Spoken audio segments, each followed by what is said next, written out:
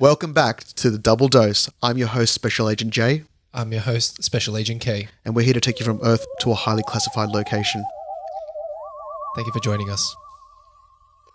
Daniel, how are you? You said my name. Oh no! Witness protection, quickly! They're going to neuralize my butthole. Quick, Everyone watching right now, can you just look at the center of the screen real quick, please? Hold on. Yep. Hold on, wait. I got to take it off. Yep. Okay. All right. And we're back. What am I doing? We're basically, we just started a podcast. Oh, yeah, cool. Yeah. They're more like deadpan in the film. Yeah. You want me to put my hands at the back of my head like this? Yeah, you do a good impression, actually. Anyway, welcome, guys, to this special episode of Double Dosed, where we're going to dive deep on the alien agenda for you guys today. Deep. I think we look pretty cool. I think we look pretty schmick. Yeah. Some would say that we work for the government. Others would say nothing because they would be in fear. Yeah, okay. Yeah. So, Daniel, you want to start this episode off? I don't know who this Daniel is. Oh, Special Agent K. My bad. Mm-hmm. Thank you, Jay. All right. Started off, I wanted to continue off what we were talking about last episode, which was about the answer crop circle. Yes, that was very interesting. The response that we got from the Arecibo telescope back in 1974 message that we sent out with Frank Drake was his name. So I'll give you guys a quick recap on what exactly happened last episode if you didn't tune in. Which was in 1974, we had a Arecibo telescope, which I think was the biggest telescope we had at the time, the radio telescope. And we wanted to, it was its 10th anniversary, and we wanted to commemorate the event by sending a radio signal out into space to extraterrestrial life. Frank Drake did a lot of the stuff for extraterrestrial search, came up with the Frank Drake equation, and helped with the plaques on the Voyager craft and stuff like that. So they came up with a way to send a signal out into out into space, and they thought they wanted to come with something very specialized that would hopefully have some sort of response from extraterrestrial life. And so they came up with this very specific radio signal, which I'll bring up on the screen for you guys, which was a pattern and a sort of binary code into our human DNA, human genome, planet structure, population, average height, elemental status of our planet. And they shot this beam out at cluster M13, which was about 22,000 light years away, and they chose this to reach as many stars as possible.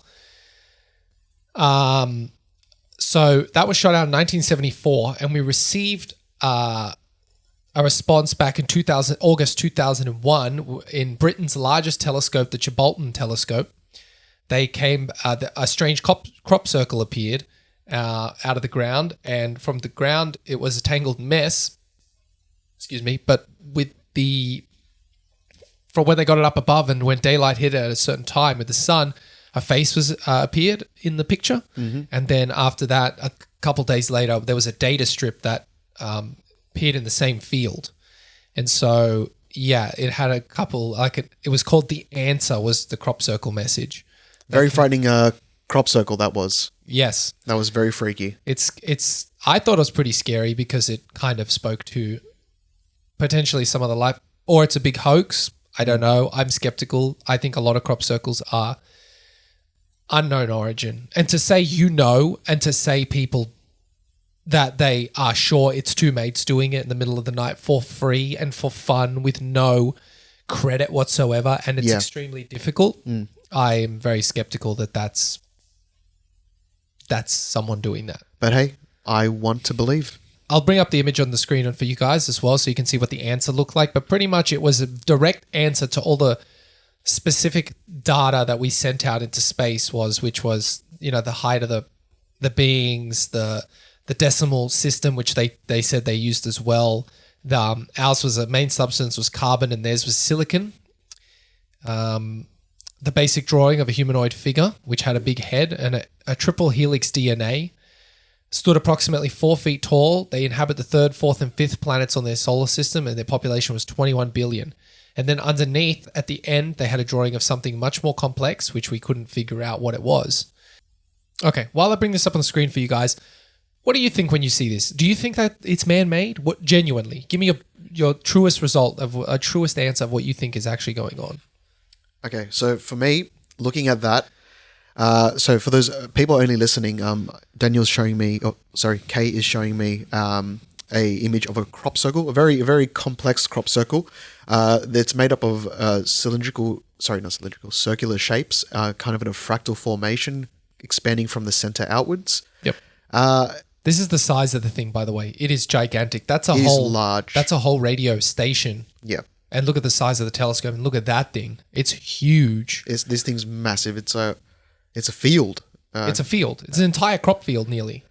Look, it's hard to say. That for me, my thought is, if something this advanced would want to communicate with us, why do it through means of crop circles?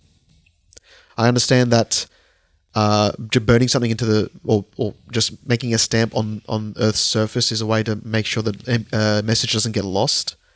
But it just seems a bit primitive in terms of communication. When if they are able to reach us, why do it this way?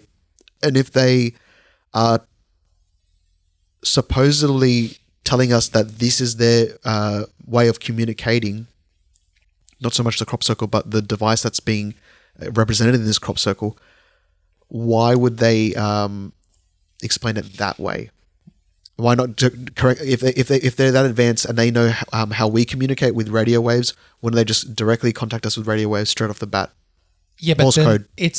It's also maybe that this thing will go noticed. What they might send back to us is we might not be able to understand because they're... So my understanding is that all crop circles are just complete mathematics. Right. It's nothing but maths. So even the most complicated ones, they're just basic maths that are... Sorry, not basic maths. Everything is within certain ratios of each other. Special numbers are being used.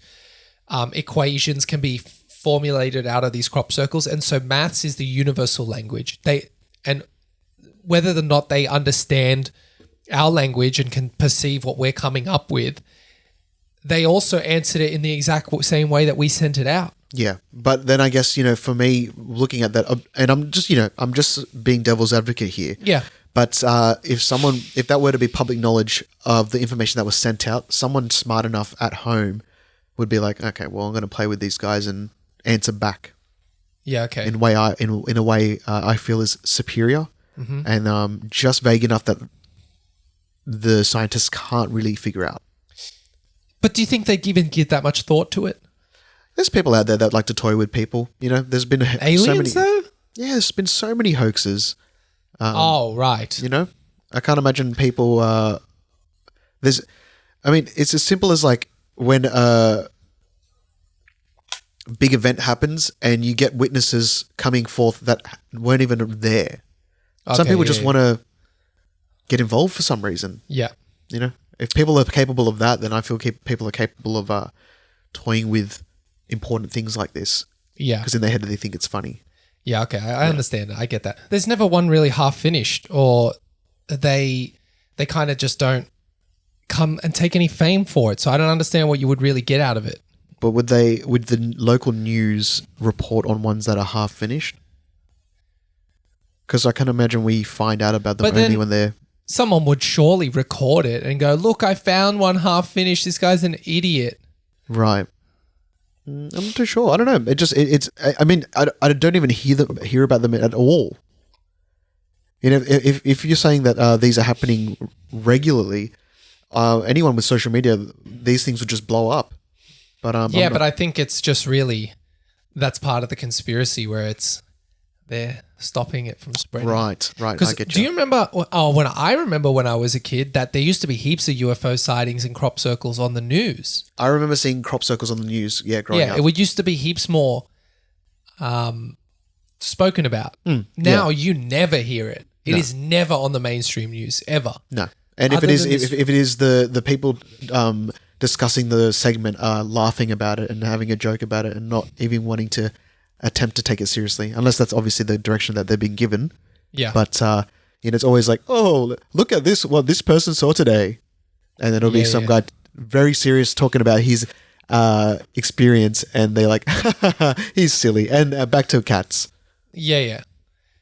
Well, I understand that. When I see it, though, I think it's huge, extremely complicated, and when people go and look at the mathematics and the ratios of everything, it's within perfect ratios. Everything is equal distance.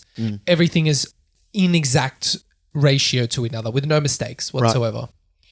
And when they look at when you look at the way it's flattened, it's not because someone's cracked it. Like, so when they push over the stalks with a board, yep, they crush the stem of the crop, right? And it snaps. So that's how they press it down, they bend it. But when they look at these crop circles, the ones that are extremely complicated and have no explanation, the experts as well. There are people who are experts in this field. Yeah. And they look at them and they say, rather than it falling over because it's been crushed, it's experienced some sort of radiation growth in a very small, tiny scale on one specific portion of the stalk, which has caused it to grow so fast in a hyperspeed fast, like overnight, it's experienced like a month's worth of growth, right, or within a couple of seconds, and it causes it to grow so quickly that it can't support its own weight and falls down naturally. Right. And so they find this on every single stalk throughout the thing. And when they come with magnetic fields and magnetic detectors, they say that the crop circle experiences like a lot of fluctuations in the magnetic field in that area. And when they see, when they get claims of a false one, that doesn't happen. They say you can just tell.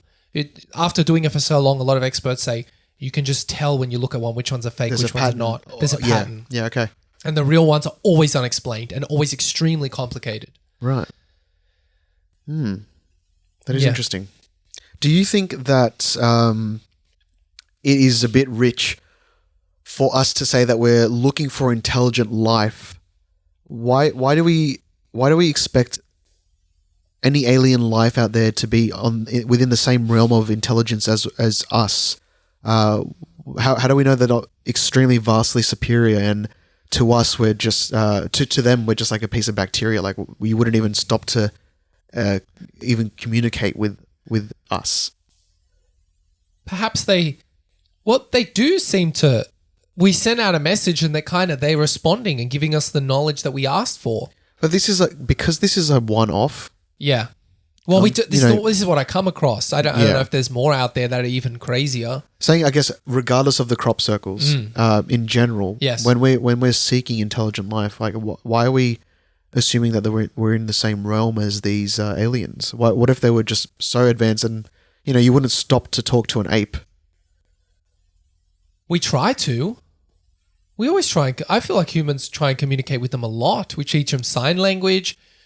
We try and study them in the wild and always give them a chance, and never just kind of, a lot of the time, don't just come at them really aggressively and say, we're going to kill you. It's more, hey, this is us, this is you. Like, let's try and communicate. But I guess in that scenario, you have specialists and scientists that want to figure out more about how they are, so that if that were the alien equivalent, that would just be a scientist alien coming to observe and just study, where you wouldn't have actual legitimate, like a fleet of aliens just rock up and be like, hello, we're going to share information with you. But they also might have a sense that, one, it's not that important for us to do that. This is easier for us to send down drones and make these crop circles. Or they might say, well, us doing that could incite so much panic because they're obviously very primitive and they wouldn't understand what we're doing. So then why even contact at all? If they're worried about that, that's why the thing. even They might be contact doing it in a smart way where it's like, here's the puzzle piece to figure it out. Here's enough breadcrumbs for you to figure it out. Make what you will of it, but here's some information to work with. I guess another question would be, who knows what these crop circles even mean if we really studied them and put our best and brightest onto this stuff, what we could actually find out from this stuff if we actually looked into it. Well, why choose only certain countries to do this to as well? These crop circles appear all over the world. I found a website. Frequency within Western countries? Do we know that? No, I don't know that thing. Do you remember the story of the people that in Zimbabwe the school. They all saw the same thing at a school. Explain for the listeners. I think that's a very interesting story. I don't know that much about it. I from memory, basically there was a school in Zimbabwe, and all the children have the exact same recollection of a spaceship coming down, right? And landing and people coming out or something, and then spoke to them. Yeah, they spoke to them telepathically, I believe. Yes. And to this day, those students have grown up. They still remember that event as clear as day to them, and they were taken separately and questioned about what happened that day, and they all had the same event. So it was definitely a... They did a doco on it, I think, and came back to them when they were all adults. Is that what you're talking about? That's the one, yeah. Okay, cool, yeah. That's what I heard too. So I don't think it's just... There's, hieroglyphs and ancient drawings of these huge-headed beings coming down. Yeah. I think it's been all over the world for thousands of years, and we're just ignoring it. We're just ignoring the phenomenon, because I Google, you can find certain websites that find crop circles and, talk about them, where they're located, how big they are, and have pictures of all of them. Man, there's thousands. And there's within a couple of months, there's more now. Why do you think that if there were to have been first contact, it was in history and not in modern time? Well, for those people that were in history, it was modern time for them too. I guess, but then why not return? They might be already trying to, and we're just ignorant of it.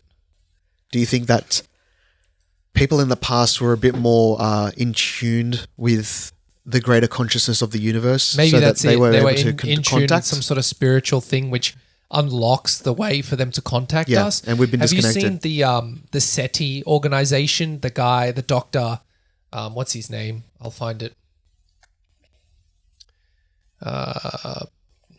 Dr. Stephen Greer. That's it. Yeah. Is it? Yes. Oh wow. Okay. Just off the top of my head. That's him. He's heavy. He's deep. He's got a few. So every time they go to the Joshua Tree Hill, they are able to summon. Because he's heavy on meditation. He's heavy on the meditation, but every single time he goes out there, they see stuff. Yep. So, and he says you can do it yourself. Yeah. But Well, supposedly Tesla was tapping into this. He was heavy on his meditation as well. Okay. And he was trying to express to people that he's contacting something. Yeah, he's tuning into something. He used to say that he got his knowledge from these beings that's beamed it into his brain. Yeah, yeah. And they told him what to do. And what better way to make sure that that's power of, consciousness is snuffed out than by just introducing religion to dumb down everyone's open mind. Yep, could be. Control. I totally am open to anything when it comes to that. So what I've heard is that you can get about 4 people and do the meditation, the SETI meditation thing, which he describes as some sort of tonal frequencies that you just play on your phone and you meditate to them. Certain amount of hertz. Certain amount of hertz and whatever it is. You can just play it on your phone. He plays it on speakers at the place, and they all meditate together and they just send their good energy out and ask to receive something in return. That's pretty much what you do. And he said, try it. Go with 4 people and do it, and you will see something. I kind of want to try it. I want to try it. We should. I think we should to do it. I think that I would definitely be keen to that. But every time he does it, you see some sort of drone or some sort of spacecraft thing appear. Yeah. What's your thoughts on this? On this whole UAP Congress meeting that's been happening in the States lately, discussing any aerial phenomenon. I don't know anything about it, so you're gonna have to lead the charge on that. I'm not sure. Well, you know, go for it, Kay. I'm Jay. I mean, Jay. Hang on a second. Just look over here for a second. Just lower your sunglasses. Just look here real quick. Yeah. Oh God. Okay, my eyes are gone. I've been blinded by the light. Yeah. So you are aware of those 3 videos that were released by I believe it was the Pentagon. Holy shit! I am so sorry, dude. Yeah. I have cooked your eyes. That is insane. Yeah, so for those listening, Daniel has harnessed the power of the sun into a torch, and he proceeded to shine it into my eyes. Hot. And for those of you that are fans of the podcast, basically the miracle of Fatima just happened in my eyes. I'm still seeing it. Yeah, what I saw was the Dude, sun that was shoot on down. like 10% brightness. The sun shot down, danced around, and then all these colors just started flying out. And I thought it was Mother Mary. Okay, I apologize for that. That was way too intense. I'm still seeing the spots. I kind of wish I had the shades on. I took them off and just point blanked it in my eyes. Wow. So back to oh, my eyes, I can't see. Back to what we're talking about. Fatima. Yeah, I'm seeing it, bro. the miracle of Fatima just happened in this room. Yeah. So you're familiar with those 3 videos that were released by the Pentagon? I believe it was Pentagon. Yeah, so the one Little where Tic Tac it was videos? the Navy was seeing the ship Yeah, fly along its dot. Tracking those and these UAPs. yes. Were performing in ways that are unknown to our current aeronautical spacecraft. They were like rotating. They weren't showing any signs of propulsion. Yep. Propulsion. Propulsion. There was. I don't think there was any heat signatures coming off, and they were just defying all laws of physics. They were just going at high speed, stopping, rotating, and then I think some of them shot into the water. And that's another theory, I guess. People thinking that there's alien bases under the water. Yeah. So yeah, this is just a whole discussion of it with Congress, and But nothing came of it, right? no, from what the little clips I saw, they were really dodging answering anything. They were kind of alluding to the fact that yes, it has happened. We can't tell you anything more than that. That sucks. And I would love to believe that they are UFOs, but some people are also theorizing that they are very, very advanced drones from another country. Military drones. Yeah. If you were to look at a drone that you can buy, you know, one of those DJI ones, and they have the capabilities to just hover, move incredibly quickly, stop in their tracks, go left, right, up, down. But this was also, they've seen the phenomenon's been going on for 20, 30 years, right? Isn't everything on a lot of the advancements in technology just ex-military tech? Yeah. So if this was something from another country, it could be very advanced that the US military can't even fathom how it works, but could be an advanced drone that's just really good at cloaking its sound and its heat signature. But some of these things are pretty large with no propellers whatsoever, right? They're like a ball. Well, if you were to develop it and for military reasons, you'd make it pretty discreet, right? You wouldn't make it loud. You'd try and hide how it moves around. You wanted to kind of scare your adversary with making them think it's UFOs The coming knowledge. in. Yeah. You seen the UFO stuff that the Nazis had? There were heaps into like Luciferian and cultism and stuff, weren't they? Yeah. They were like really trying to do some channeling in on some dark. They were like almost doing the opposite of Stephen Greer. They were summoning the demons. Yeah, they wanted to go deep on that stuff. Yeah, to they'll bring in the bad aliens to us. They were the ones that we were warned about in the crop circle. Yes, for sure. Yeah. Have you seen? I think the SS guard daggers that they were given had some cult inscriptions on them on the blade. Something upsetting happened the other day to my beloved James Webb Telescope. What happened? It got struck by a tiny meteor on one of its mirrors, and it's going to have an effect on the crispness of some of the images that they were hoping to get out. They have started adjusting it so that it can Try and correct it, trying to make up for this little issue. But we went through tests before they launched it, and they were testing its strength to make sure that they were prepared for this sort of stuff to happen. But unfortunately, this meteor that's hit it is just a little bit bigger than they were expecting, and that's always the way. And it's just kind of a time where the telescope is so advanced, and it was going to scan other planets for any hints of artificial light. And the fact that this has happened is like, it's almost like the universe telling us, you're not ready to find out anything yet, guys. Yeah, it's like just when you thought you were going to find something, nah. We can try again, right? But I think to develop something like that and launch it out again, not only super expensive, but isn't that what ended up stopping? for anything that we want to know about space, it's always just money involved. That's why supposedly we've never been back to the moon because it's too expensive. There's no need for it, even though it would put a lot of minds at rest. Mm. Yeah. Yeah, so they don't need the space race anymore, so goodbye. Yeah. Okay. Well, that sucks. Yeah. Unless they already found something. Maybe they did. And they already found the crazy shit and go, we gotta delete it, scramble that bitch, quick. Yeah. What did we say? Hit by meteorite. Yeah, sounds good. Post it. Yeah. I mean, stranger things have happened. Yeah.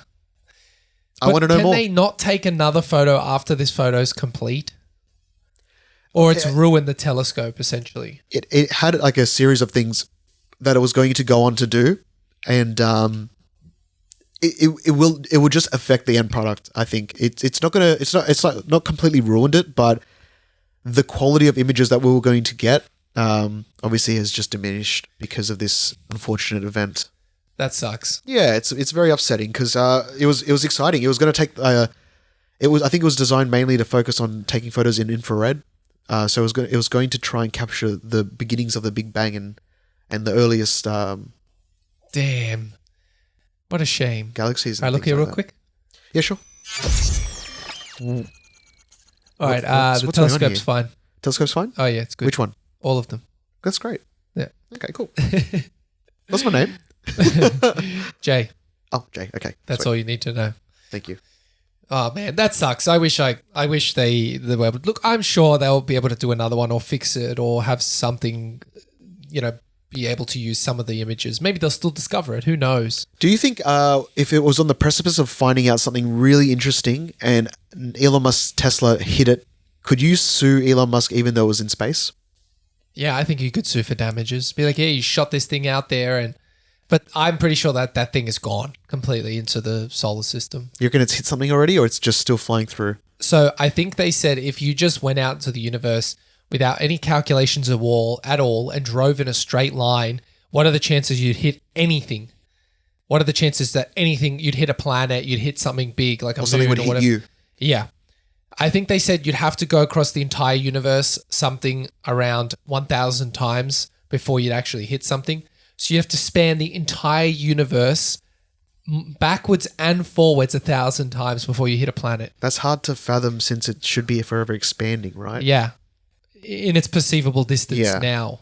I watched It's stupidly long before you'd hit something. So I think they're just going to be like, wow, the thoughts of the universe being so big is quite frightening. It's terrifying. I watched a video today about explaining how everything travels at the speed of light, and there's nothing faster than that except the universe itself, and that Expanding faster than that? the reason why we may not even be seeing things is because the universe is expanding so quickly away from us that the light is unable to reach us because it's getting expanded away Sucked back so quickly. faster than it can travel. Yeah, because it's forever. It's just the Big Bang happened. It was just like 1/1000th of a second was just like And they as think far it's as you could accelerating, right? It's not slowing down. It's actually getting quicker and quicker.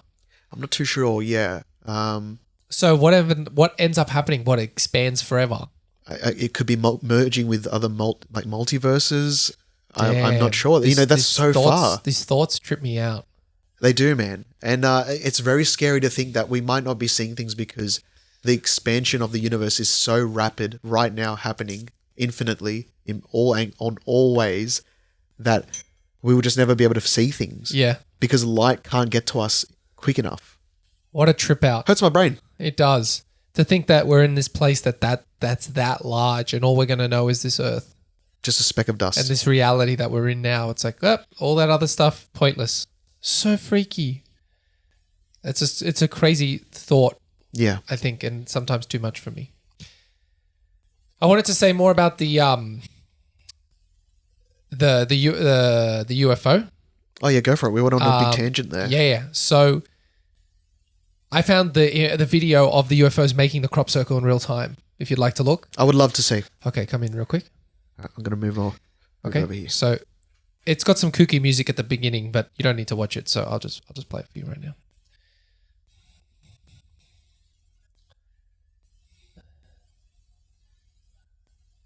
Here it comes. It's low quality, but here it comes. Wait for it. We love a low quality video over here. Here they are. These orbs. Ready? It's already appearing here. That's it. That's how it gets made. Just that quick. With your professional opinion, would you say that's edited? No, especially because how old the footage looks. In my personal opinion, it looks pretty real to me. Okay. So the way it comes on here, it matches the motion blur. And I saw this in the 90s, by the way, before After Effects and everything was common. That's very hard to The do way then. it moves perfectly with the film grain. And it doesn't track uncomfortably, and the orbs move perfectly with what the was frame that? too. Rewind just for... We're going to have to go back a little bit there. There's several glitches that happen over the screen for a second. It's the tape. Okay. It's a tape recording. So for those of you listening, Daniel's just shown me a VHS video of a crop circle being formed, and basically this camera pans over an empty field. These two orbs come from the sky, start rotating over this field, and simultaneously this crop circle just appears all at once. It just develops out of the crops, and it doesn't come across like it's being drawn, like it starts at an origin. They just all start forming in one go. So Looks like it's expanding out a circle from center to its widest point. Yeah. And being kind of just formed, like as if it's being pressed down in that way. Very interesting. Yeah. And these orbs just circle around for a bit and fly off. Yes. So that was the footage I found of one being made. This farmer got it from his video because he could see the orbs, and he claimed he was getting several of these, and he grabbed the camera in time to be able to record it. Do you think we'll ever see another crisp, clear recording of this happening in modern time? So much stuff can be faked now. That's Yeah. the problem. Yeah. I saw this in the 90s. Wow. Yeah. But That would just have real freaked quick. me out. Oh, Okay. Yep. I just saw this bright light. You saw nothing. Oh, okay, cool. Yeah. No, there's I thought it was real at the time, and that was the video I found, and that was the video I saw at the time. Wow, okay. And all other videos had been taken down of this, and that's the only one I could find. Took me ages to find it too. I uploaded it in 2007. That's freaky. You're right. So I don't know whether it's being... Guys, the most scariest thing has just happened. Something fell on my lap. I looked down, and there is a Garfield comic sitting on the floor. I'm about to go investigate. Okay, investigate. Forgot about that. I put it there. Look what I fucking found. Oh my God. You can take all this shit off.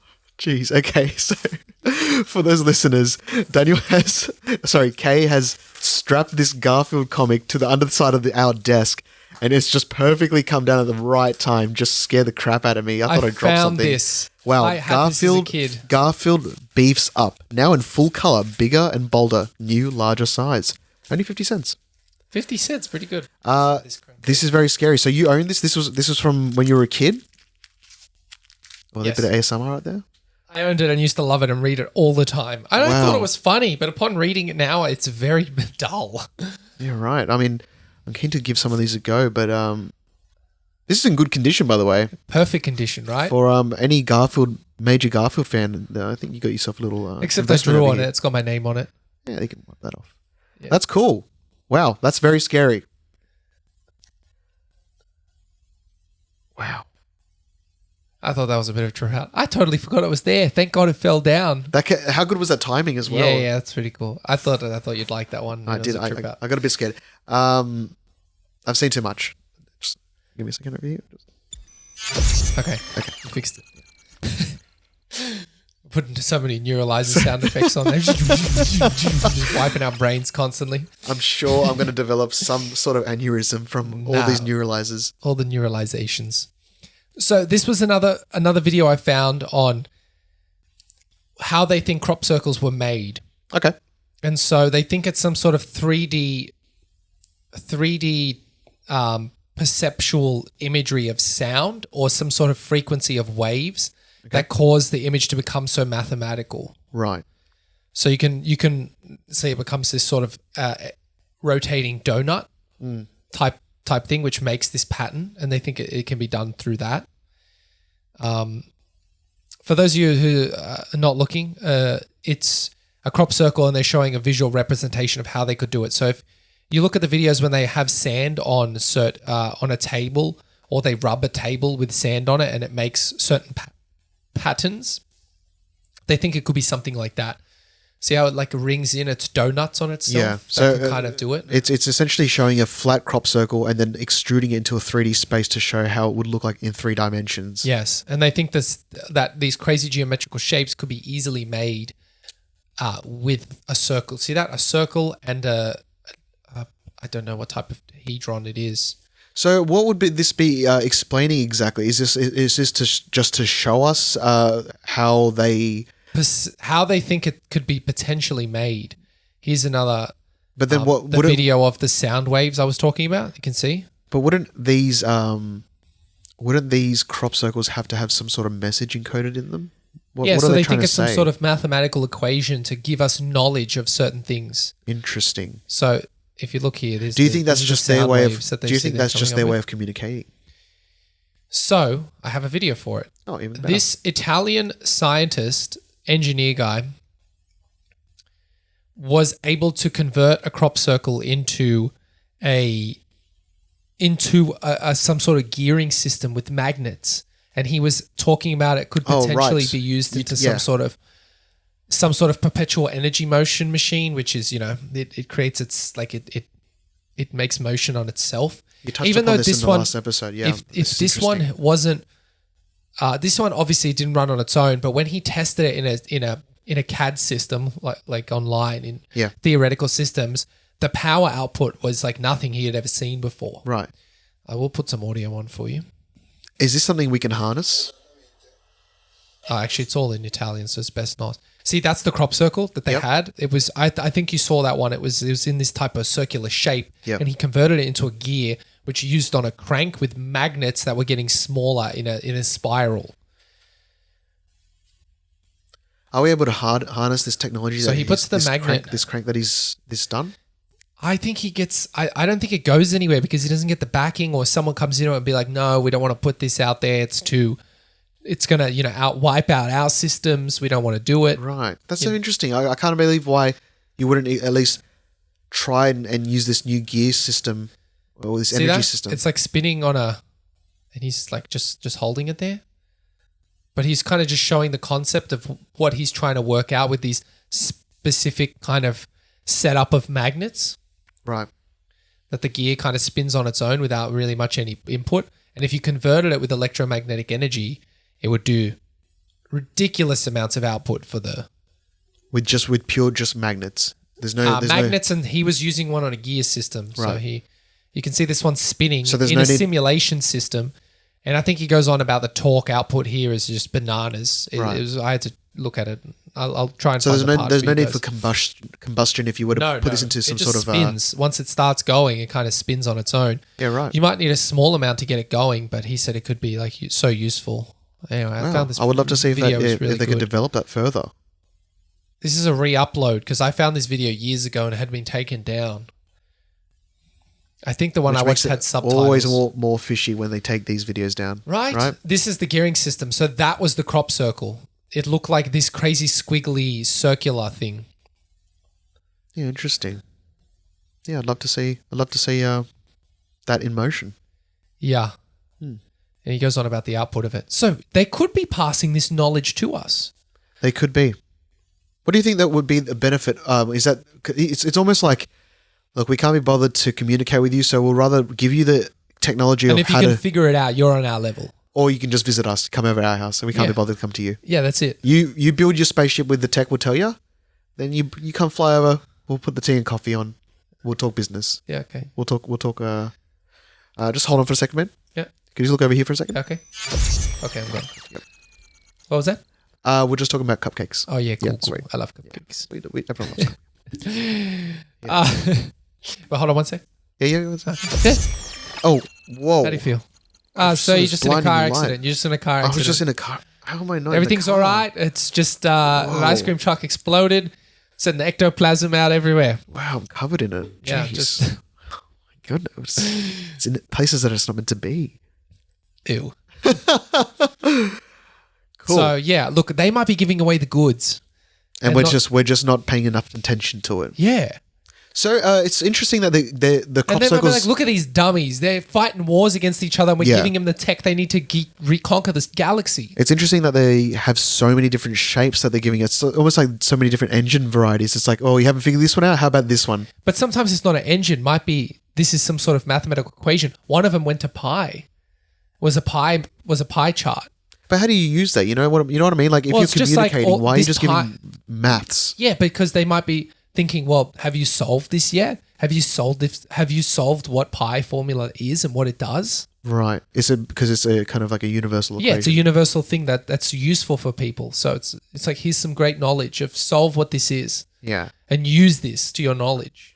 So is your hope for our first contact to be an alien that's within our we're able to perceive them like almost as a being, that they're like they're a physical entity that communicates in their own way. They have their own life, their own planet, their own way of living, but they're essentially like us, just a more advanced way. That would be, I think, the best way for us to kind of level up ourselves, where it's not this godly figure of scariness where they have total control of us and we're screwed.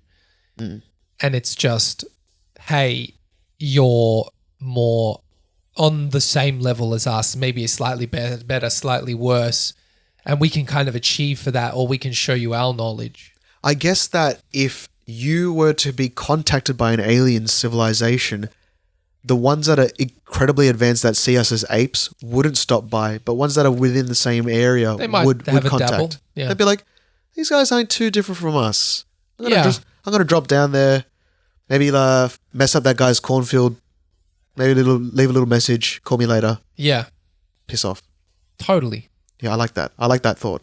I hope that's the They reason. might be dropping some knowledge and be like, if you guys can figure it out, that's great. If not, we don't care. And that kind of ties back into my little theory about how like this, imagine just being visited and this alien race is like only 3 years ahead of us. Yeah. They've just figured it out and they can quickly contact the next nearest inhabitable planet.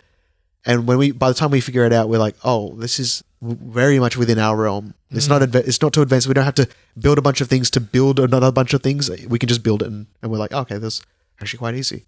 Yeah. Let's go explore the stars. That would be ideal. That'd be great. Yeah. One can dream. I hope to see aliens in my lifetime. Who knows, though? I would love to. I'd be scared if they were the Greys.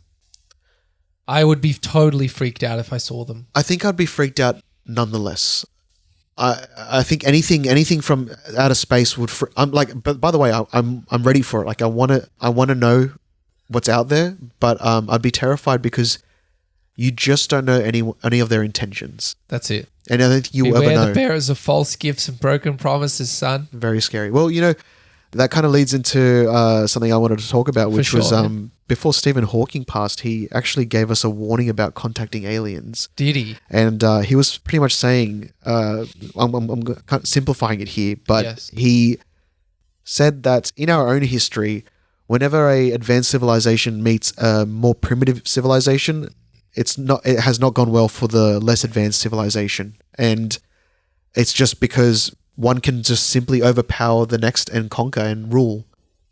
So he was scared. Always been when our nation meets another nation or people, even our own race, but slightly different, just destroy them. A little bit not as advanced, so you just take them out. And he's, Stephen Hawking backed a lot of research for space, but he was really kind of just stressing like the contacting of sending constant messages out there and this full organizations that the whole thing is just contacting out there, like sending just radio waves and things out there. Yeah. Well, I don't know. It's really hard to say if it's even going to reach anything, but also we got to try to kind of communicate with other things because we'll never know otherwise. But I agree. It's like you're poking the bear. Box. It's Pandora's box. Once you open it, might not be able to put everything back in. That's right. And you might be so excited for a second, and then you're like, hey, oh, shit. Gone. We're all getting probed in the butt. Yeah. Yeah. Totally. It might be like that, dude. Independence Day, they're all cheering and stuff. The thing opens up, boom, just blows up the White House, and everyone's like, oh, this is not what I wanted. Yeah. I did not want this. I was so excited. This is the opposite of what I was hoping for. Yeah. And that chick's on the top of the building with the sign, like, take me take me. And then they just get blown up. Yeah. I love that explosive scene. It's so sick. So dark. No, I hope that doesn't happen. Honestly, I feel like in terms of our lifetime, they might, if they really wanted to, if they are communicating with us now, that means they could and they're communicating in this crazy, unique, ethereal way. They could probably wipe us out if they wanted to. That's true. I like to think that they really are just waiting for us to get to a point where we're ready to be included in to whatever council they are up there. Yeah. I did remember reading, just skimming across this story of apparently this senior US captain spilled the beans because he witnessed a UFO disable their nuclear missiles. Oh, yes, I've heard about this. And they, I think he had to sign a waiver to essentially say that he's not going to disclose any of the information about what he saw. But he spilled the beans, and for the greater good. For the greater good, and I would love to believe him. I would love to know that. And why do you think a UFO would come down and disable some nuclear missiles? Because they want peace. They want peace. They're like trying to tell us, you don't need this. You don't need this, and I will fuck you up. This will stop you from ascending to the next level. Kanye Quest. I agree. Kanye Quest. Kanye Quest. You must ascend. I did hear that story about the nukes, and I thought that was super interesting. So, do you think that they are peaceful then? Maybe. Look, you could look at it at two ways: stop the nukes so you can join us, or stop the nukes so you don't kill yourselves, so we can still conquer you and use you for what we want. There's so many different ways to look at it. I don't want all my working class to be killed out, so let's take the nukes away, so they're still fit people, and then we'll use them when we're ready. It's really interesting we don't know. That's what's crazy, and we can just hope. They have this kind of almost godly power that we can't even comprehend. Yeah, ignorance is bliss, my friend. Ignorance is bliss. Sometimes you can. I want some of that. Let me get a hit of that ignorance. Oh, this stuff. You know what I want to hit. Wow, that's some good ignorance right there. Yeah. I don't need another hit. Don't shine that. That's good. Wow. Everyone that's been watching this, I put it on low and I put it in my eye. I'm still seeing that spot a little bit. Yeah, I don't think that was a smart idea. That was at 10% power. Daniel has this.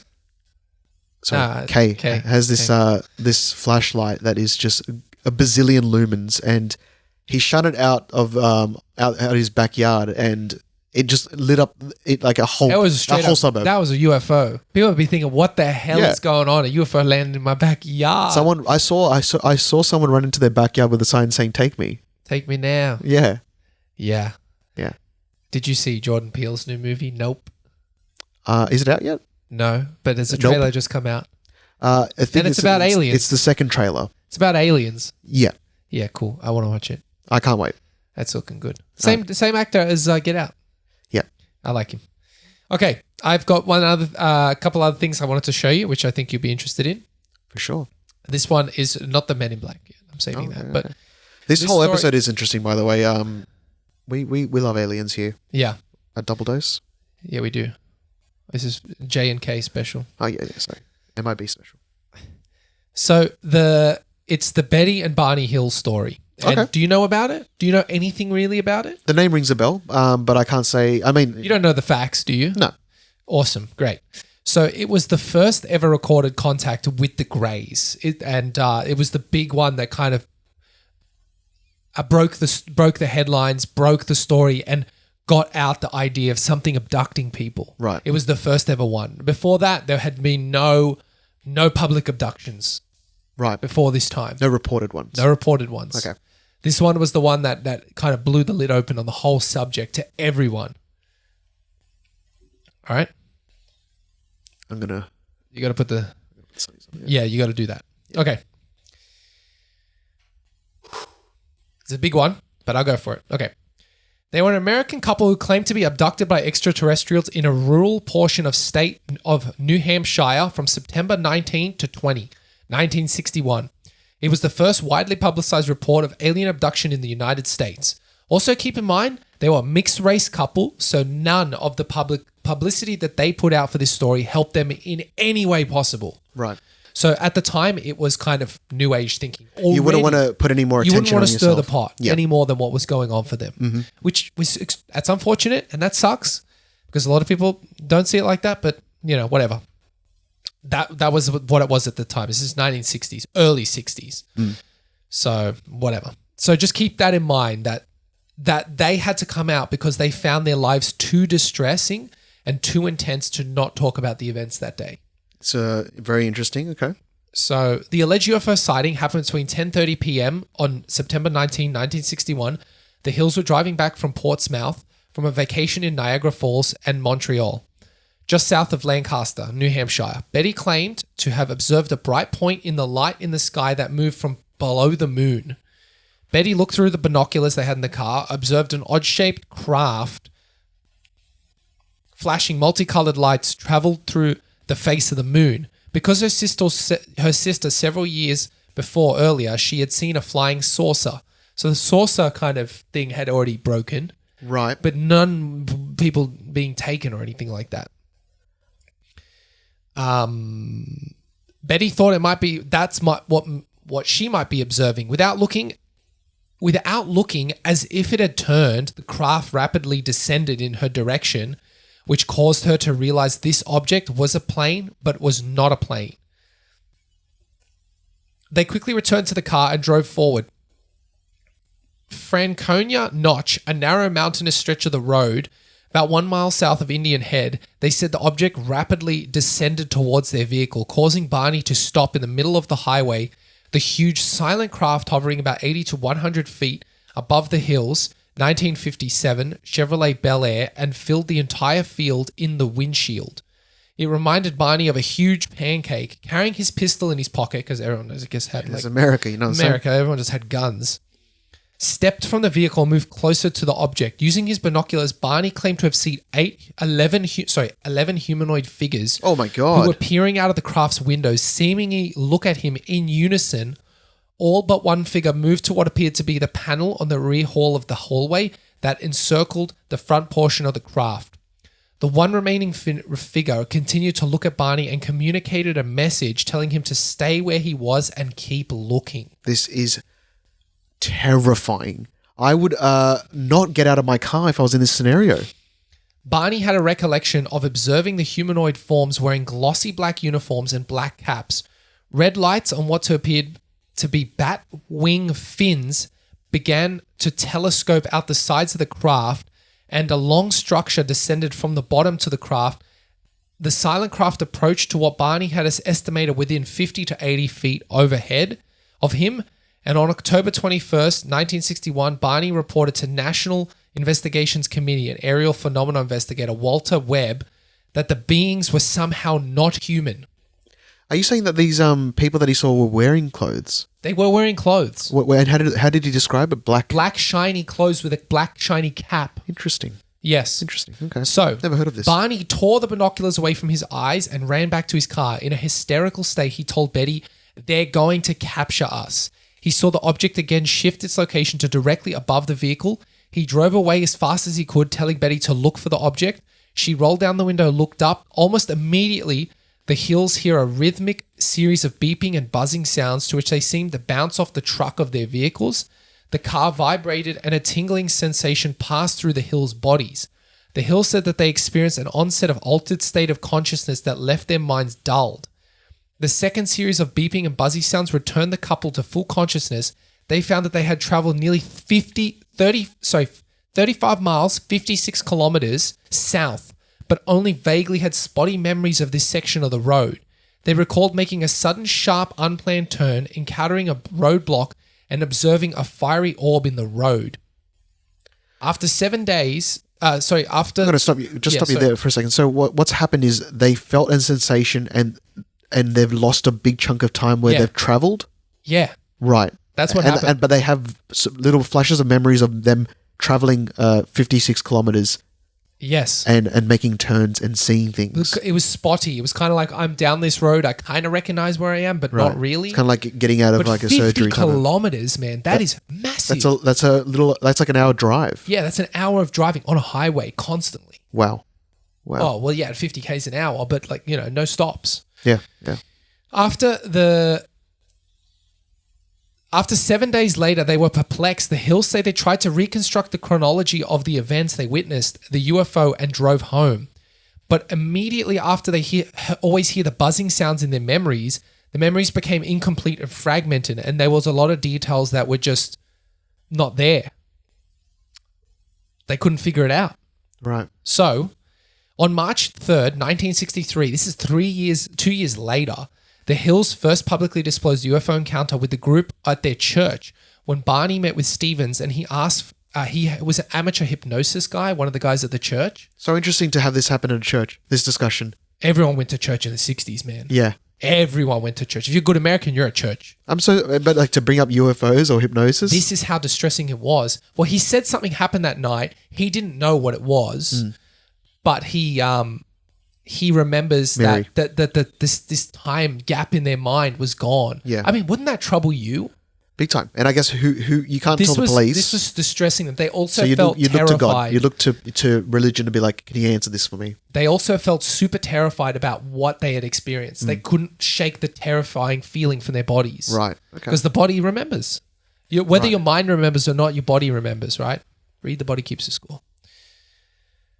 Anyway, Stevens referred to the Hills to Benjamin Simon in Boston, who was a more professional hypnosis therapist. Simon hypnotized Barney first. He recalls witnessing non-human figures with quite emotional, punctuated with expressions of fear, emotional outbursts, and incredulity. Barney said that due to his fear, he kept his eyes closed for much of the abduction and physical examination. Based on the early responses, Simon told Barney that he would not remember the hypnosis sessions until he was certain he could remember them without being further traumatized. So after every hypnosis session, he would reinstate the amnesia. Right. Because people who go through hypnosis don't remember what happens. Yeah. Especially if it's an unconscious thought. They're just recounting. Yeah. And then they're in a dream Yeah. state. And then they wake up, they're like, what happened? It's a real thing. Right. My granddad got hypnotized on stage and he doesn't remember any of it. That's freaky. Right? Anyway, so he didn't want to be further re-traumatized. Simon began hypnotizing the Hills on January 4th, 1964. He hypnotized Betty and Barney several times, each in their own sessions, so they could not come up with the same story. It was separate each time. So he asked random questions and come up with multiple different stories of what they had happened, right? Under hypnosis, Barney reported that the binocular strap had broken when he ran from the UFO. So he doesn't remember how he broke the strap. That was one of the things about the story. He somehow broke the binocular strap, but he doesn't remember how. Okay. So he said under hypnosis, he recalled when he was running back to the car, when he pulled the binoculars away, he broke the strap because he was so scared after what he saw through the binoculars. Right. He eventually sighted 6 men standing in the dirt road. The car stalled and 3 of the men approached the car. They called Barney not to fear him. So they told him. He was still very anxious, however, and he reported that the leader told Barney to close his eyes. And while hypnotized, Barney said, man, this is so freaky. My goosebumps are huge right now. He said, I feel like the eyes had pushed into my eyes. Wow. Oh my God, that is terrifying. Okay, and this lines up so much with this other thing I wanted to tell you, but I'll keep reading. Barney described the beings as generally smaller than Betty's hypnotic recollection. The beings, so she said that they were this high, and he said they were like a tiny bit shorter. I don't know. When you say this high for those listeners at home, we're talking 4 like foot. 4 foot. Okay, little shouties.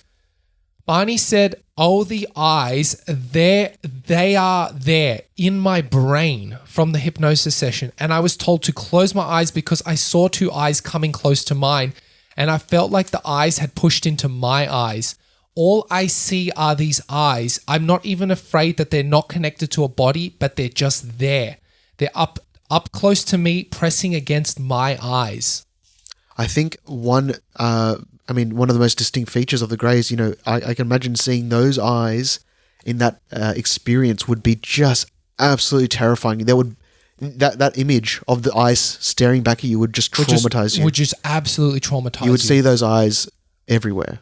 Yeah, man, I could not live with myself. No way. Thank God if they do abduct you, they instate some sort of amnesia. Bro, neuralize the shit out of my face. Totally.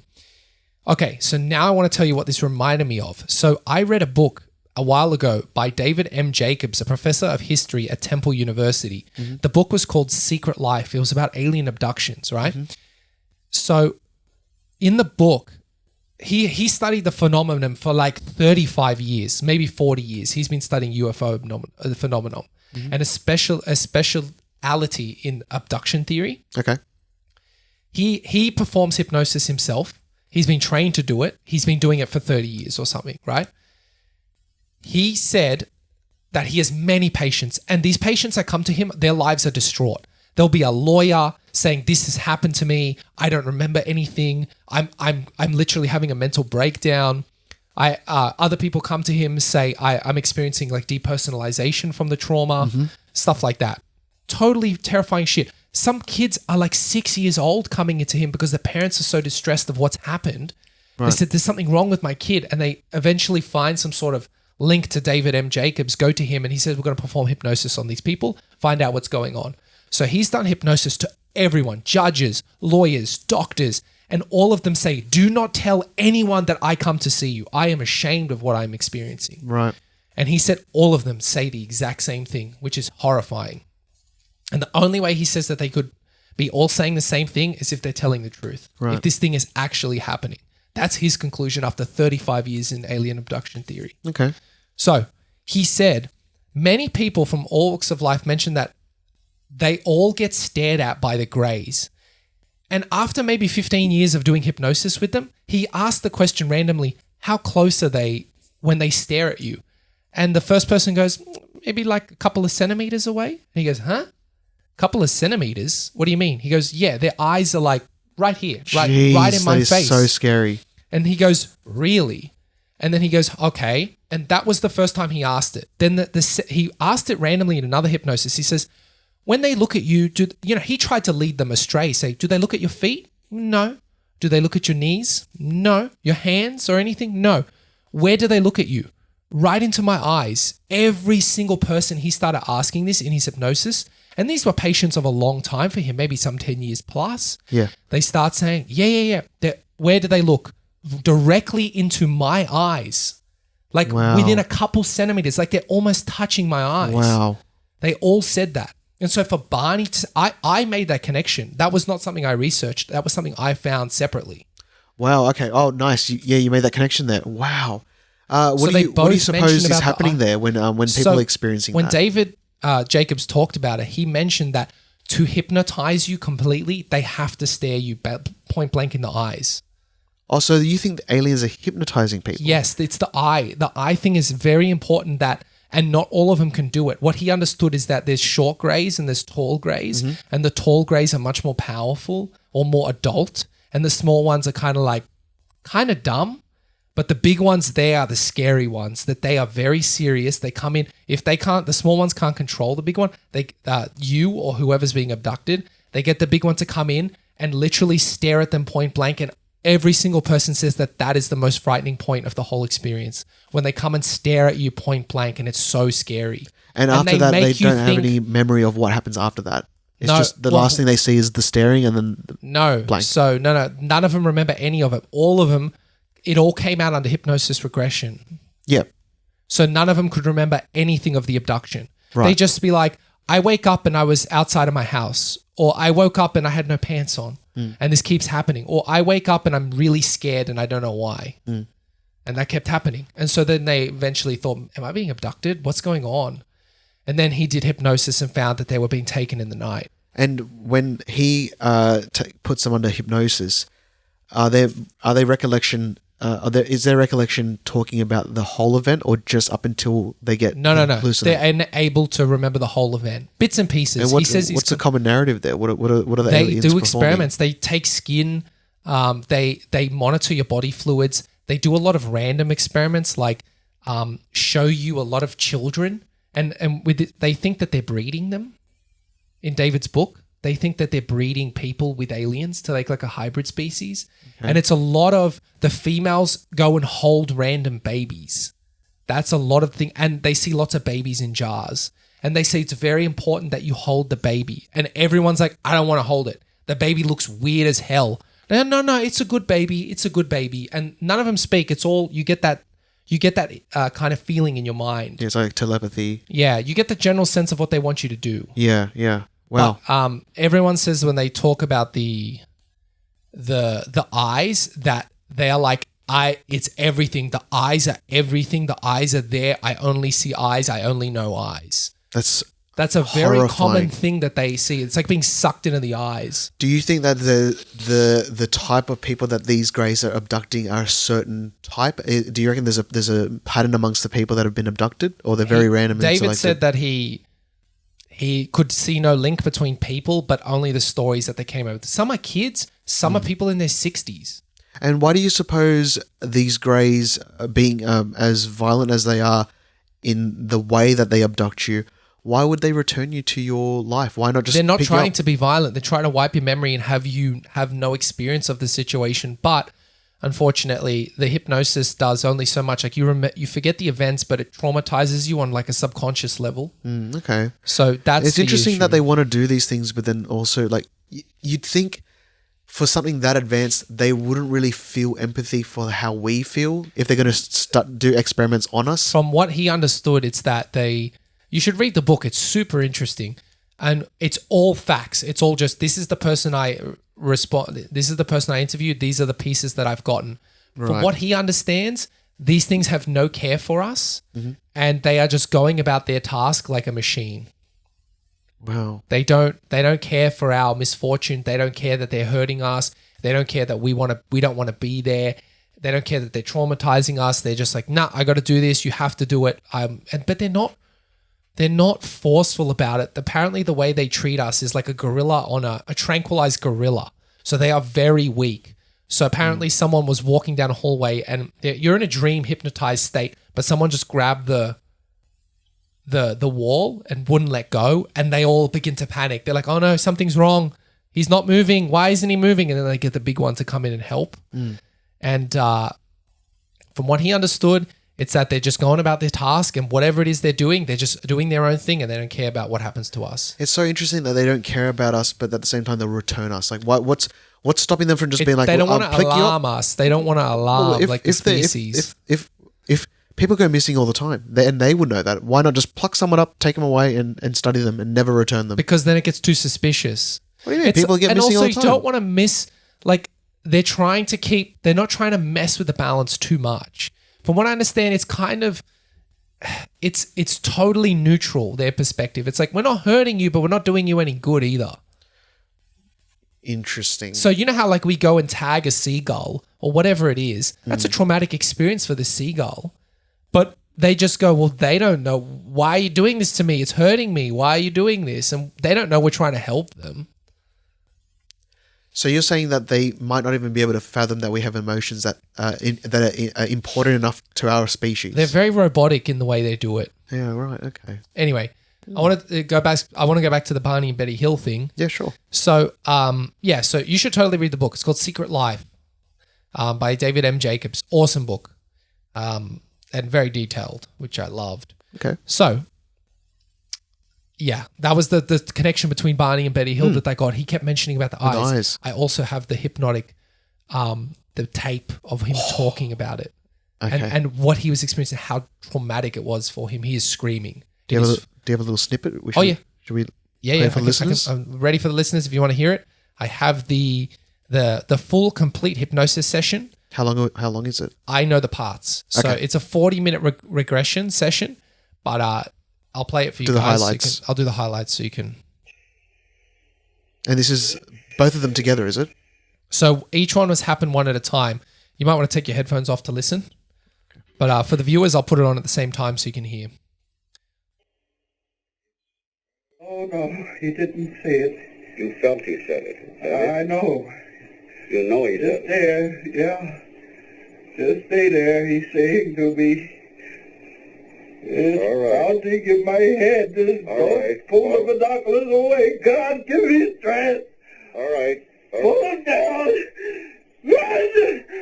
Pull these binoculars down and run. God! It says my God, give me strength. I've never seen his eyes before. But you said they were friendly. You said they were friendly. Oh, the leaders.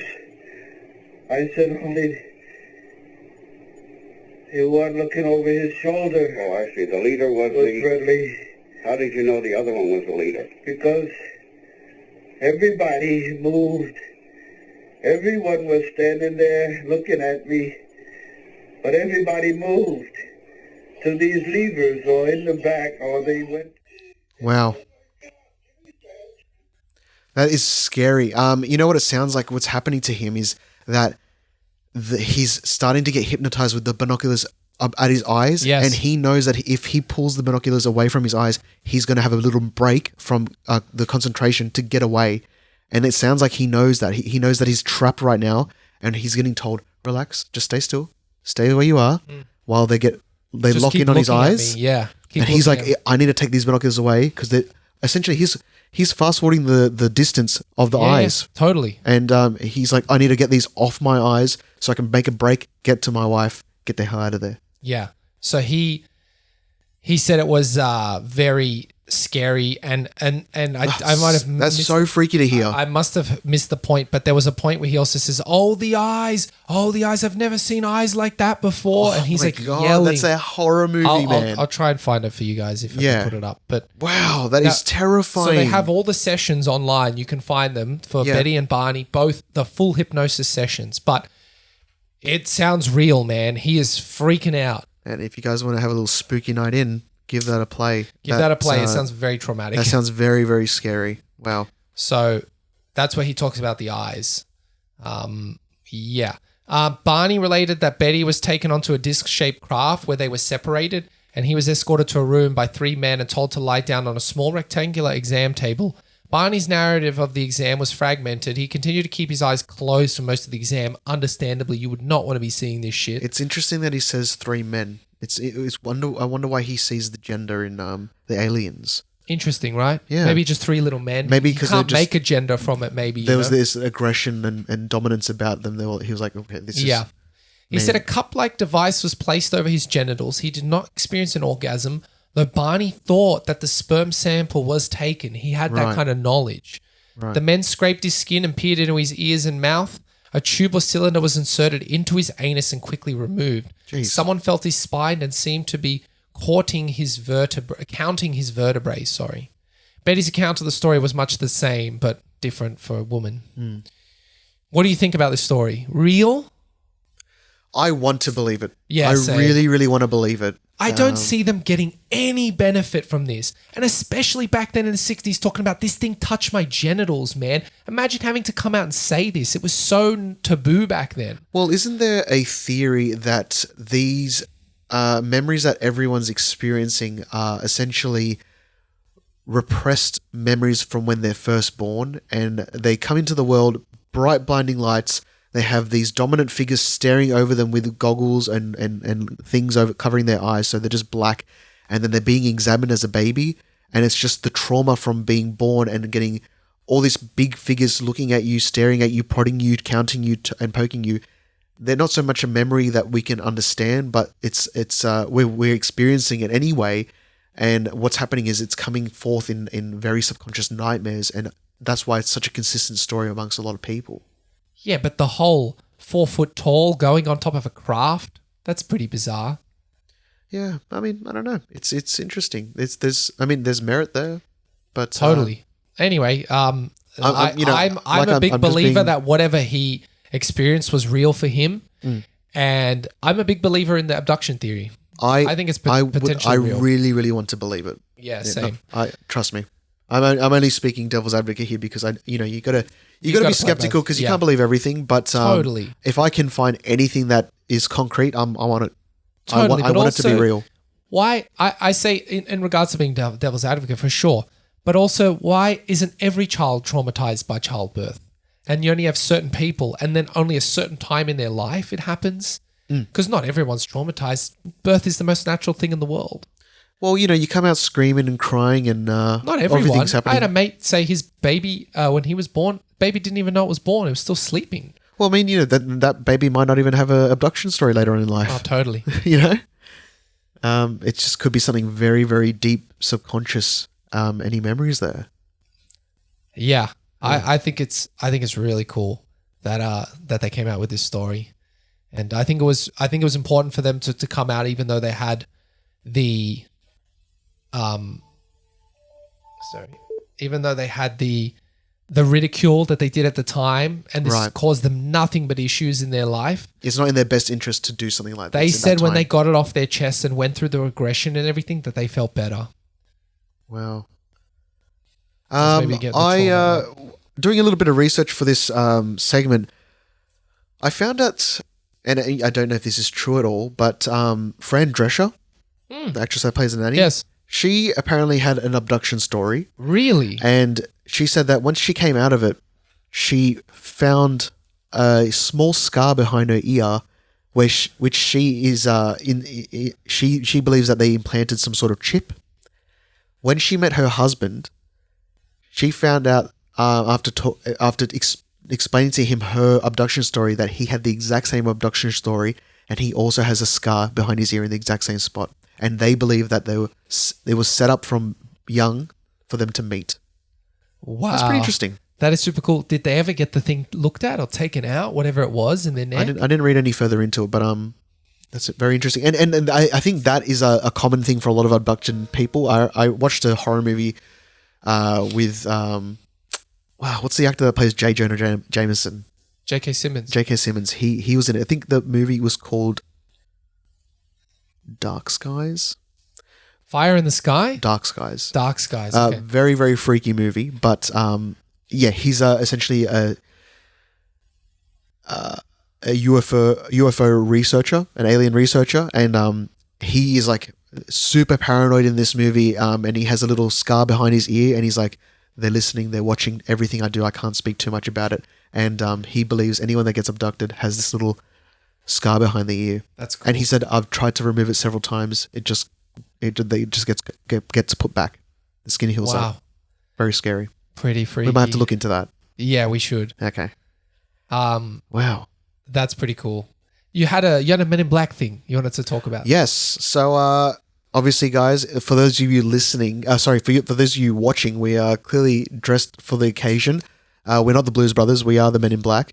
And if you haven't figured that out now. Yeah, if you haven't figured that out by now. We're neuralizing ourselves like 40 times. Yeah. Oh, isn't that a microphone? Yes. So for those of you that don't know, the Men in Black movie franchise is actually based off the real Men in Black, who supposedly work for a government organization and just randomly pop up if they know you possess any info or evidence on aliens and they seek for you to destroy it. Sightings of the Men in Black have dated back as far as 1947. Kay, the story I wanted to tell you about for someone's experience with the Men in Black is the famous actor Dan Aykroyd. Yes. So he's had an experience? He's had an experience with the Men in Black. So for those of you that don't know, Dan Aykroyd apparently is a very big UFO fanatic. I think growing up, he was always talked about in his family, and he's always had a fascination with UFOs and aliens. So I can't remember what year this was, but he was in the middle of working on a new series about paranormal events, and it focused on UFOs research. One night, he stepped out of his studio in New York and to take a phone call. And while he was on the phone, this black Ford pulled up. A man jumped out, dressed in full black, like we are, stared him down with like a really menacing stare.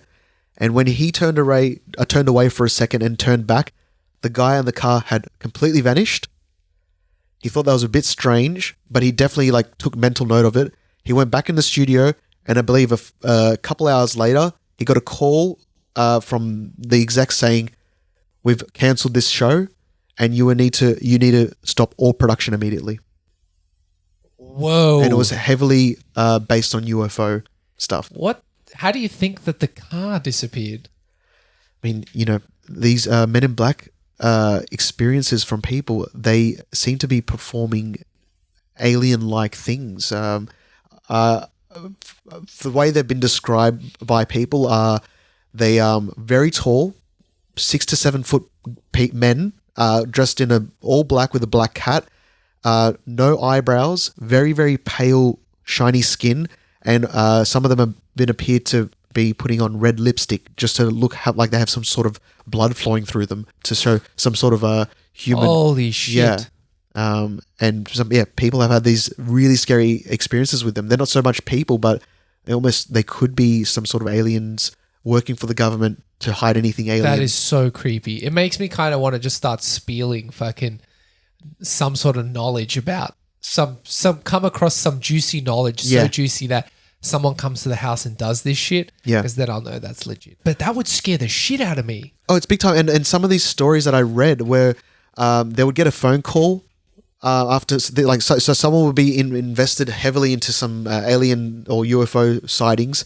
They would get a phone call, be like, "Are you at home right now?" And by the time the person hangs up, there's a knock at the door and the people are already there.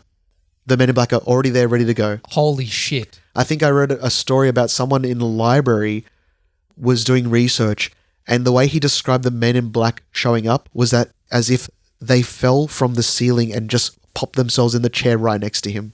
He didn't hear anyone approach him in the library or even the chair move out. He just saw someone in the corner of his eyes sit down and pretty much be like, "Stop what you're doing." So it's like they can teleport or something like that. Just aggressively would just show up and essentially put you in a position of fear to be like, "Stop what you're doing, otherwise bad things will happen." That is so scary. Yeah, very scary. And for Dan Aykroyd, what harm would he be doing?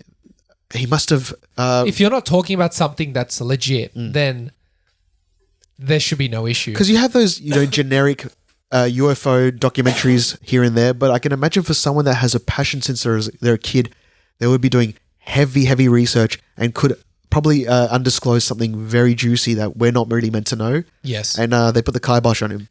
Whoa, that's so creepy. Yeah. And I think for me to know this information right now, I just need to quickly just take a few glasses for a second there. Oh, yeah, man. Okay, for sure. Just look over here for a second. Okay. Yeah. Do you have something for me? Yeah, I do. What are these? What are they? What's that? Check this What's out that do? right Yeah. Look right here for a second. Yeah, what am I going to do? Yeah. Okay. All right. Oh, wow. Okay, wow. I just saw this bright light, dude. You're in a car accident. I was in a car accident. Yeah, you're right though. Oh, thank God. It ended up just being gas. Is my wife okay? Yeah, they're all fine. You go on your way, sir. You were on your way to work. Why am I 50 kilometers from where I was before? Who knows? The eyes! All I can see is the eyes! God, that's scary. Imagine I would be fully traumatized by that Oh my goodness. I don't think I could live a normal life after that. Just amnesia me. Give me the neuralization. Thank you. Neuralized me so hard that I could not deal. I forget like last 2 years of my big life. fear of them. I have I remember watching me Signs too. for the first time. That shit. Maybe we've been abducted because if we have this crazy, what's it called? Crazy fear of them for no reason. It's funny that you bring up Signs because that traumatized me as a kid. That movie. That absolutely scared the shit out of me for some reason. Oh. Like zombies, ghosts, none of that. But aliens, I was just, when I saw it step out of the thing, I remember I just had to like hide and cry. I remember watching it at a friend's birthday party and we all stayed up to watch it. And I think I was in early primary school. And there's that scene where it's like footage from a birthday party in South America or Mexico. Yeah. And they're like, it's behind. It's behind. And it just pops out from behind these and bushes. Walking Phoenix is like, oh shit. Yeah, and it's that big piano. Yeah. And they freeze frame on it. And that scared me so much that when I went to sleep, I had to sleep with the lights on. Oh yeah. And the door, and usually when people are scared, they want to shut the door. They want to hide under the covers. Nah, dude. I would prop myself up in bed. I want the door fully open so I can see exactly what's happening and have an exit. And I had the lights on, and I would get so scared that I was going to see this alien walk across my door. And dude, get this. I felt the exact same thing. I felt like the alien was going to come across the door. Yeah. And get this, dude. I was so scared. I gave myself a bloodshot eye. Dude, that means your blood pressure was so high. Wow. Wow, really? Your blood pressure was so high it burst blood vessels in your eyeballs. I was absolutely terrified for a long time. Yeah, as a kid. That's the one that really scared me. That was the movie that just messed me up as a kid. I couldn't sleep with the lights off for a long time from memory. That was the only thing that really scared me as well. The eyes and the creepiness of it. I just couldn't. There was something so eerie and mysterious about it. And funnily enough, I think a few years later, I was in high school. I'm like, you know what? I need to get over, because I was fine by that stage. But you know, when you turn the lights off in the hallway, you just got to do the bolt. You got to do the bolt to the door. I was like, you know what? I need to put these fears to rest. I need to confront them. I'm going to watch Signs again and get over my fears. So I went with my mum. I think it was during a Saturday afternoon. We went to the video rental store. We rented Signs. We put it on, and it was during the day. And I remember this dude. I put it on. We watched about 10 minutes. She got a phone call, and she was on the phone for the whole movie. And I'm panicking because I was okay with someone beside me, but watching it by yourself, and I knew all the scary parts coming up. I even remember turning the volume down, and your boy got scared all over again, didn't he? He got scared all over again. You know what? Maybe you've been abducted, and this is some sort of low-level trauma that's re-traumatizing you when you see the face again. Should I do hypnosis? Well, I think you totally should. I would be very curious to know what comes up. Wow. I hope I haven't been. We all have repressed memories to some degree. I would love to see if we've been abducted. And it's interesting, of all movies to get traumatized by, we both got messed up by Signs. Yeah. You know, sometimes for some people it's Exorcist, it's Nightmare on Elm Street. You know. It was both the Signs and the Alien movies, and I did see another very scary. It was Signs, and I Know What You Did Last Summer. That's okay. those I two. didn't watch that one. Those two messed me up. I watched The Fourth Kind on it was a movie on DVD with the Croatian chick from Resident Evil. What's her name? Oh, yeah. I know who you're talking about. She's the main character. And the movie was made to look like it's a documentary, but it wasn't. It was like a double-level fake documentary movie, and it was about people being abducted in the night and the Anunnaki and all that. Oh, and wow. And the Sumerian languages, and they had recordings and stuff, and that movie scared the shit out of me. I need to watch that. It was really scary because they did a comparison like, here's the real footage and here's the movie footage. And they did that in the movie. But they double faked both sides. Like a mockumentary, so you think you're seeing old doco footage, and then they're saying here's the recreation for the film that we've compared it to. It's a very smart way of doing horror. But the whole thing was doubled down, and the whole thing was fake. I didn't Wow. realize that because that shit was so scary. Wow, that's cool. That's and really it's like cool. found footage style, and oh man, that shit that was really scary. But you didn't see anything other than people like floating and stuff. Wow. Yep. Who knows, man? That's that creeps me out, the eyes. Yeah. I just keep thinking about those eyeballs and coming into my brain. Yeah. Me no likey. Me neither. Let me get some of that. That's the stuff. That's the good stuff right there. Yeah. One more. Just to be sure. Yeah, wow.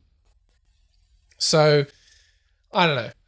It's pretty cool to think about, but who knows? That's the beauty of it. You'll never know, and we'll never know. Yeah. Okay, Yeah. that's it. I think we're done. We're done, are we? Yeah, Wow. What a great episode. big one, but there was a special one. Thank you so much, everyone, for watching our Men in Black special. Yep. I'm your host again, Special Agent J. And I'm your host, Special Agent K. And for those of you watching, I'm just going to get you to look at your center of your screen, just over this little device over here. Cool. Thank you for watching this hour-long video of acquisitions and mergers. Okay. Thank you, guys. See you next time.